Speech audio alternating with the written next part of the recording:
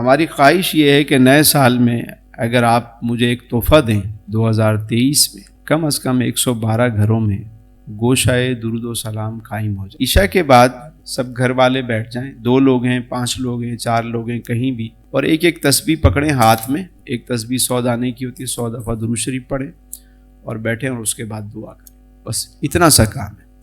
کوئی بھی جگہ ہو لیکن وہیں روز بیٹھیں اور اس جگہ کا نام رکھ لیں گوشۂ درود و سلام. بس وہاں بیٹھ کے ایک ایک تسبیح پڑھیں، بچوں کو بھی بٹھائیں، خود بھی بیٹھیں. اگر زیادہ دل چاہے تو کوئی حضور کی سیرت کے حوالے سے کوئی تھوڑا سا درس کر لیا کرے، وہ آپ کی مرضی ہے. ورنہ درود شریف پڑھیں اور ساتھ میں دعا کر لیں.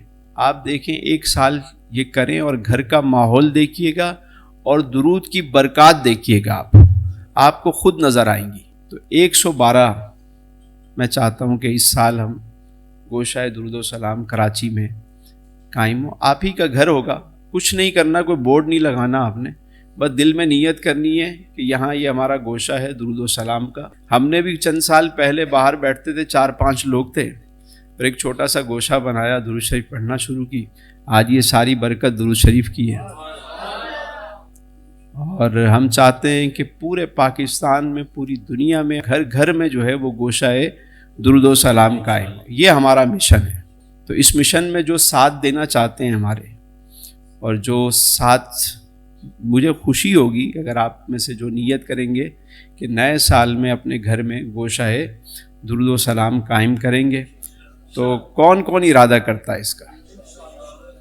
ماشاءاللہ. اللہ آپ کو سلامت رکھے، اللہ تعالیٰ آپ کے گھر کو شاد و آباد رکھے، آپ کو دونوں جہاں کی برکتیں عطا فرمائے.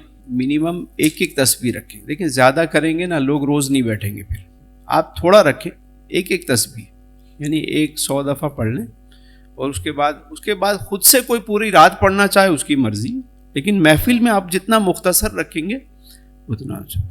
آپ نہیں ہیں، بیگم صاحبہ بیٹھ جائیں، بچے بیٹھ جائیں، کہیں گئے ہوئے ہیں وہ، لیکن وہاں پہ کنٹینیو چلتا رہے. کوئی گیسٹ آ گیا ان کو بٹھا لیا، اس طرح چلاتے رہے. ایک ٹائم آئے گا آپ اس کی برکتیں دیکھیے گا، آپ کی نسلوں میں عشق رسول قائم ہو جائے گا.